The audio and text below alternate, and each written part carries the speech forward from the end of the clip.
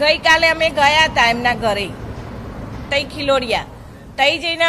રણછોડભાઈ તો ના મળ્યા પણ એમના ભાઈ મળ્યા તે મેં એમ કહ્યું કે ભાઈ તમે મારી છોકરીને આવું કેમ કર્યું તો કે હવે તમારે છૂટું કરવું હોય તો અમારા સમાજમાં તો 25 લાખ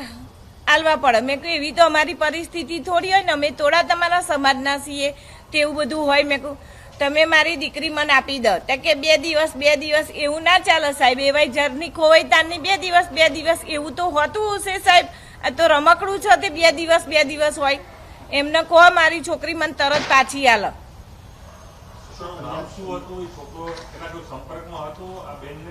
ના મારી છોકરી તો કોલેજ કરે ને એ તો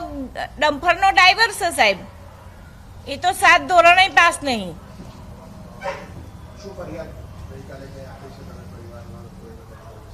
અમને તો એવી શંકા છે કે આજ સુધી પછી કોઈ દિવસ અમને એવી ખબર નહીં આવી કશું ને એટલે મારી છોકરીને કઈ અસામાજિક તત્વ થયું હોય તો